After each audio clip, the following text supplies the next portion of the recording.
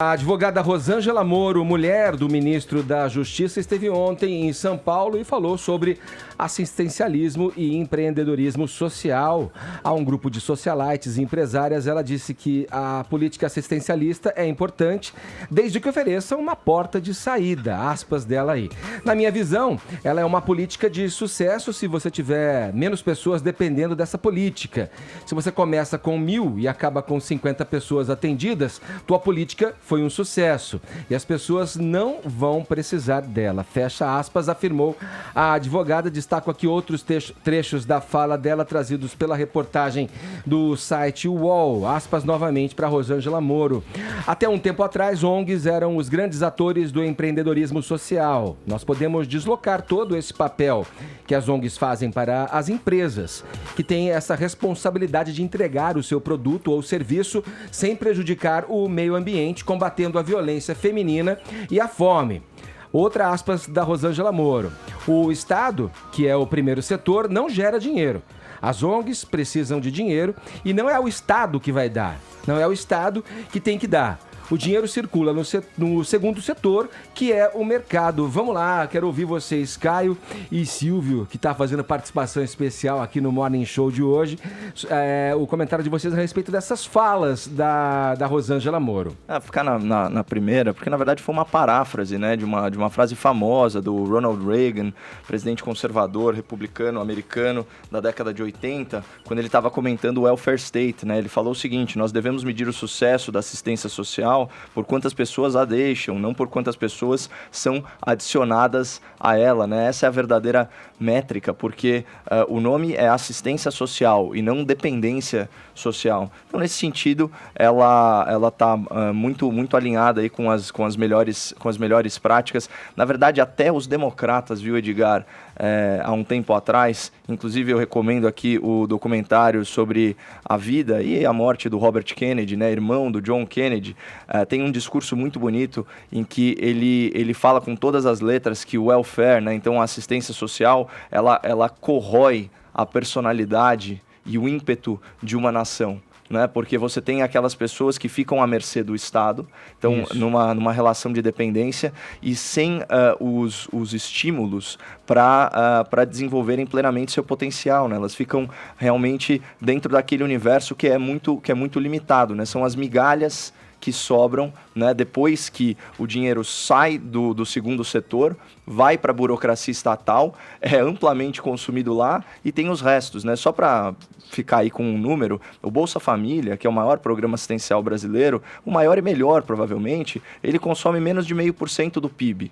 Né? Então, se você parar para pensar, sobra muito pouco para essa população e seria muito mais inteligente fazer investimentos que capacitassem essas pessoas, embora eu seja partidário do Bolsa Família. E aí, Silvio? Eu também eu faço das palavras do Caio minhas. Eu só queria, para pegar o fio, para complementar um detalhe, quando ele cita o Bolsa Família, eu acho que é muito importante, às vezes, a gente jogar a luz naquilo que é uma política assistencial emergencial de Estado, daquilo que se torna uma política eleitoral. E o Bolsa Família, em diversos aspectos e durante muitos anos dos governos petistas, foi usado como instrumento de captação de votos. Só esse parêntese, mas no mais eu concordo com o que o Caio falou. Eu também vou nesse pensamento, Silvio. É curioso, né? Eu acho o seguinte, o grande equívoco, né? Se detecta até pessoas simpatizantes dos governos de esquerda, do PT e tal, as críticas que foram direcionadas ao Bolsa Família, que é, por origem e por definição, um bom programa. Veja vocês, pessoas conservadoras de direita, falando isso, porque tem que se reconhecer mesmo a importância de um serviço como esse, não? Um serviço... Agora, eu acho que, acompanhando críticas de pessoas dos próprios quadros do PT, isso, como você trouxe, foi utilizado como um ativo político, né? Ao invés de seguir as próprias palavras, eu me lembro sempre de uma frase do ex-presidente Lula, quando disse a respeito do Bolsa Família, que aliás já vinha lá do governo do FHC e foi implementado no governo Lula, que ele dizia o seguinte... Foi reempacotado. E o Lula dizia o seguinte, a gente não pode dar o peixe apenas. apenas, a gente tem que ensinar a pescar. Eu lembro dessa frase, uma frase de efeito popular incrível, assim, ainda mais na figura carismática do ex-presidente Lula. Agora, não foi o que ele, na prática, implementou e fez durante seus governos. Eu concordo com a frase, inclusive. Pois eu é. acho uma ótima frase. Tinha que ensinar a pescar. O problema foi que eles dobraram a carga de peixe distribuída para a população. E se utilizaram disso como um ativo eleitoral. Como ativo eleitoral. Seguramente. E ela não defende, né, o fim do assistencialismo também. Não. Ela defende... muda de mãos, ela muda de Não, mas ela lugar. começa falando que o assistencialismo é uma política importante. Isso. Ela só fala que desde que você liberte as pessoas. O sucesso dele depende de quantos menos pessoas dependerem do assistencialismo. A única coisa que eu discordo dela é quando ela fala que esse assistencialismo devia vir do mercado, do ambiente privado, quando eu acho que o Estado precisa, sim, enquanto Estado, exercer esse papel também. É importante isso que o Vini traz, porque eu ia passar a bola para vocês exatamente questionando essa posição, porque quando você tem um Estado regulador, desde que dentro de um equilíbrio, desde que isso não incorra no que a gente acabou de dizer, virando um ativo para o voto, o Estado regula, o Estado tem ali a imagem do poder regulador dessas ações.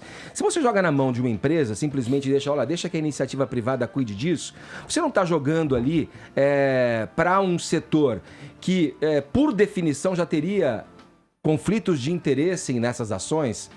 É um ponto também, eu não sei o que vocês pensam a respeito. Eu tenho reservas aí para comentar essa frase, porque ela é sobre um tema muito complexo, é uma frase solta que está um pouco descontextualizada. O diagnóstico é verdadeiro, o Estado não gera riqueza.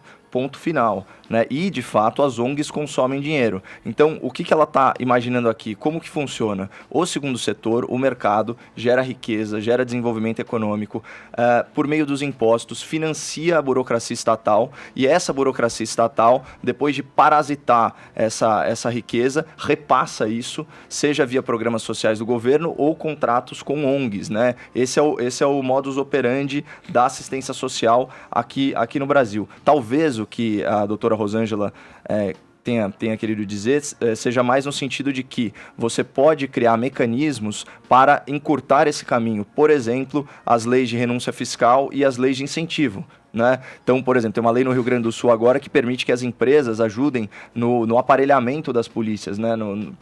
Para compra de equipamentos, esse tipo de coisa, e pulem, né? Façam o bypass aí na burocracia estatal. Já existem leis, no caso, para cultura, como é o caso da Lei Rouanet, esse tipo de coisa. Então, eu imagino que seja mais uma coisa nesse sentido.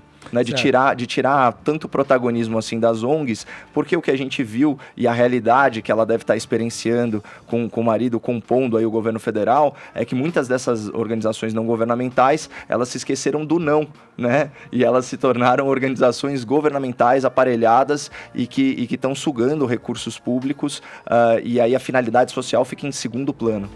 Vamos lá, como é que tá a nossa hashtag aí, Vini?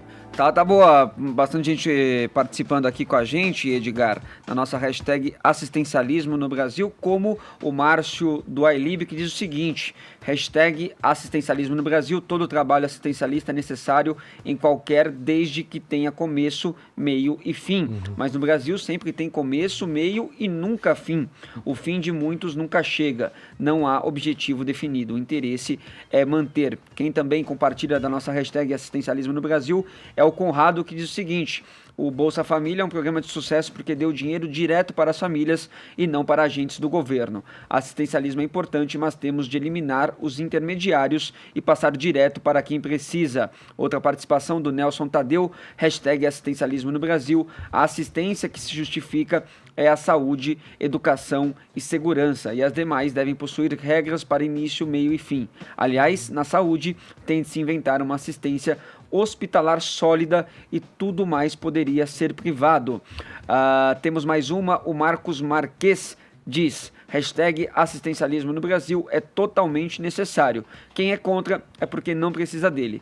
muito fácil ser contra dentro da sua casa, enquanto come sua janta e se prepara para dormir na sua cama quentinha. Posso fazer um comentário sobre o tweet do Conrado, que eu achei muito interessante? Ele fala que um dos principais fatores de sucesso do Bolsa Família é justamente que o recurso ele chega para o indivíduo e o Estado não age de forma paternalista e não determina onde esse indivíduo deve aplicar o recurso, certo? Então, é um programa assistencialista baseado em trocas voluntárias, isso daí é fundamental. E essa é uma ideia que muitos liberais defendem isso desde Hayek até Friedman, né? Fala-se muito em imposto de renda negativo e programas de renda mínima. Então, eu queria só destacar aí que eu concordo com o tweet do nosso ouvinte. Tem o WhatsApp também, as pessoas comentando sobre esse mesmo tema aqui no Morning Show. O ouvinte mandou mensagens em vídeo, colocando a opinião. Vamos ver aí. Solta pra gente, Murilo, por favor.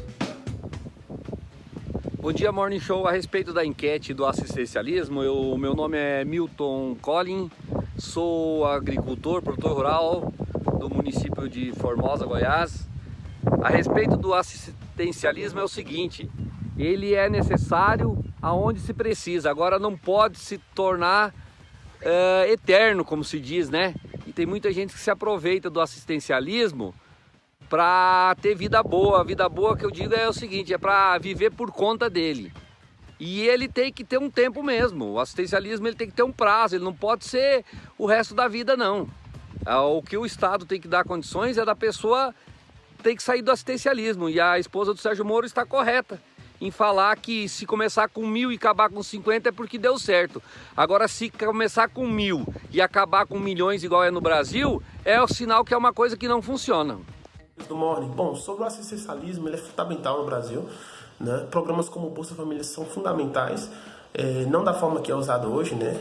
É um programa desenvolvido por Milton Friedman, como todos sabem, não pelos governos petistas e nem pelos governos Fernando Henrique, mas ele é fundamental não da forma que é usado, porque a ideia do Friedman não era fazer com que pessoas ficassem submissas aos governos, mas que eles pudessem empreender através dos incentivos, tendo em vista que no Brasil, né, se paga altas cargas tributárias, altos impostos, os mais pobres, que trabalham muito e ganham pouco. Então, sim, acredito que o assistencialismo é fundamental e imprescindível para o desenvolvimento de uma nação. Um abraço, Ebert de Minas Gerais, um abraço para o grande Ed Piccoli. Aprenderam aí? Não, legal, bom, Cultura no ouvinte colocando a opinião aqui pra gente a respeito da nossa tag hoje, Vini, sobre assistencialismo e também a nossa enquete aqui pelo WhatsApp.